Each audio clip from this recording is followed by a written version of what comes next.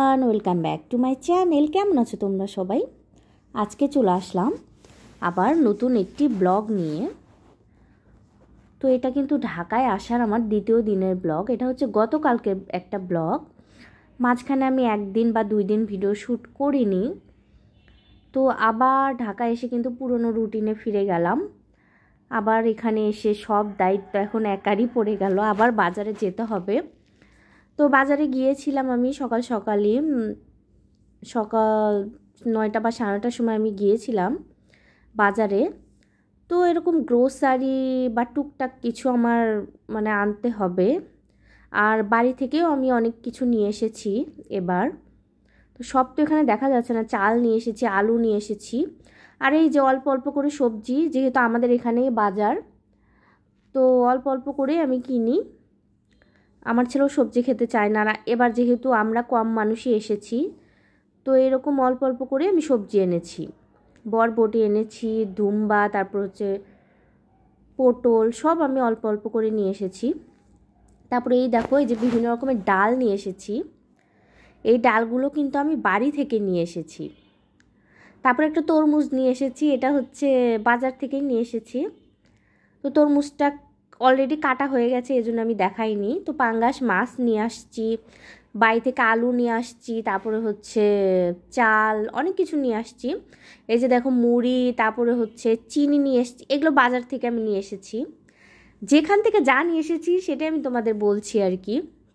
মসুর ডাল, তারপরে লবণ, বিভিন্ন ডাল আর কি। এই যে এই চালটা নিয়ে এসেছি, পোলাওয়ের চাল, তারপরে তেল, পেঁয়াজ, রসুন, দৈনন্দিন আমাদের যা যা লাগবে সেগুলোই। যেহেতু এখন আমার একাই এখন দায়িত্বটা সামলাতে হবে, তো বাজারে গিয়েছিলাম এই কারণে।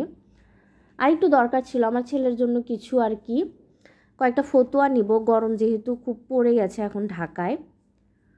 প্রত্যেক দিনই ভাবছি যে মেঘ করেছে, খুব বৃষ্টি হবে, কিন্তু হচ্ছে না কয়দিন ধরেই। তো সেই কারণে আর কি, তো ওর জন্য গিয়েছিলাম। তো দেখলাম যে মার্কেট বন্ধ, তো আর হলো না। তো এই যে পেঁয়াজ রসুন কিনেছি, এই যে সরিষা, এটাও কিন্তু আমি বাড়ি থেকে নিয়ে এসেছি। এই যে মিষ্টি কুমড়া, এটা হচ্ছে আমার জমির, আমার দেশের বাড়ির আর জমির আর কি, আমার শ্বশুর বাড়িতে।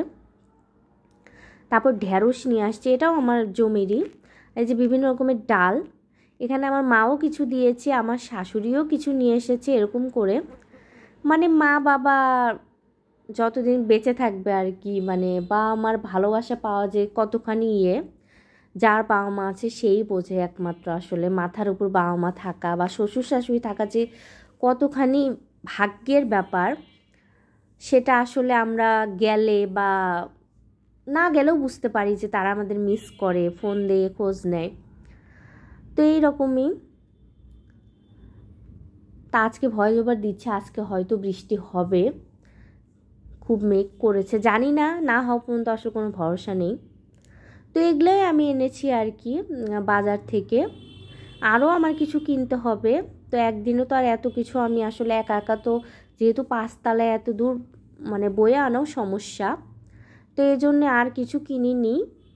বাড়ি থেকেও যেহেতু এনেছি, এগুলো আমাদের কিছুদিন চলে যাবে। আমরা 2 মহিলা মানুষ, বাসায় একটা পুরুষ মানুষ থাকলে কিন্তু সেই রকমভাবে রান্না হয়। মহিলা মানুষ থাকলে আসলে একদিন রান্না করে 2 দিন খাওয়ার এরকম আছে, আবার 3 দিনও খাওয়া যায়, এরকমই হচ্ছে মহিলা মানুষ থাকলে। আমার বাচ্চারা তো ছোটো, ওই রকমভাবে সব কিছু খায়ও না যে ওর জন্য আমি তরকারি রান্না করব। তো এই যে দেখো, দুপুরে রান্নাতে চলে আসলাম। আজকে রান্না করব বাটা মাছ দিয়ে মিষ্টি কুমড়ার একটা ঝাল। তোমরা কি এইভাবে খাও কি না আমি জানি না, আমার তো খুবই ভালো লাগে মিষ্টি কুমড়া দিয়ে এইরকম ঝোল খেতে, কিন্তু আমার হচ্ছে অ্যালার্জি, এই জন্য আমি মিষ্টি কুমড়া ওইভাবে সবসময় রান্নাও করি না। তো যেহেতু আমার বাড়ির জমিতে হয়েছে, তো এই জন্যই ভেবেছি যে নিয়ে আসবো। আমি কিন্তু বাড়ি থেকে ওই রকম কিছু নিয়ে আসি না, কিন্তু ওই রকম যে কিনে আনবো ওই রকম না। এটা হচ্ছে বাড়িতেই কিছু কিছু জিনিস ছিল, বা আমার মার বাসায়ও ছিল, তারা হয়তো দিয়ে দেয়, বা বাড়িতেও যখন যে ফসল হয় সেগুলো নিয়ে আসে। যেহেতু বাড়ির জিনিস, বাড়ির চালটা আমরা বাইরে খাই, আমার হাজব্যান্ড যখন আসে তখন নিয়ে আসে এরকম।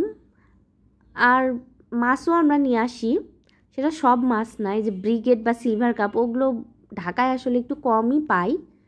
আর আমি যেহেতু মাছ ওইভাবে আসলে কিনি না ওগুলো মাছ।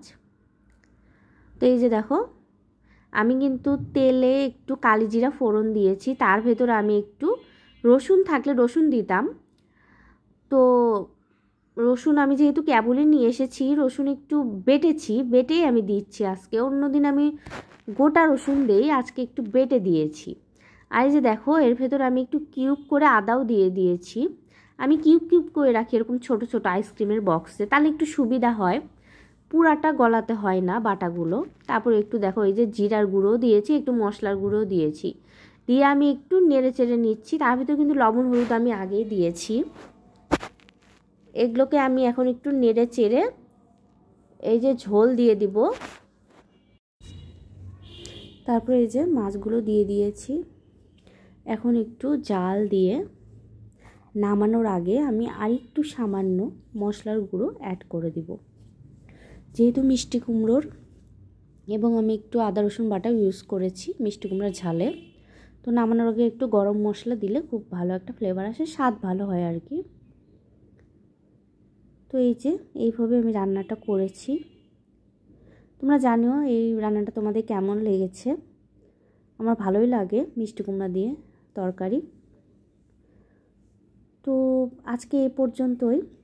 তোমরা জানিও কীরকম ভিডিও তোমরা আমার চ্যানেলে দেখতে চাও, এবং প্লিজ তোমরা আইডিয়া দিও যে কোন কোন বিষয়ের উপর ভিডিও বানালে তোমরা দেখবে, বা হেল্প করো টপিক, তো আমি সেই অনুযায়ী বানাবো। তো যদি এই ভিডিওটি ভালো লেগে থাকে প্লিজ একটি লাইক দিও, কমেন্ট করো, এবং আমার চ্যানেলটি সাবস্ক্রাইব করে আমার পাশে থেকো। বাই, ভালো থেকো।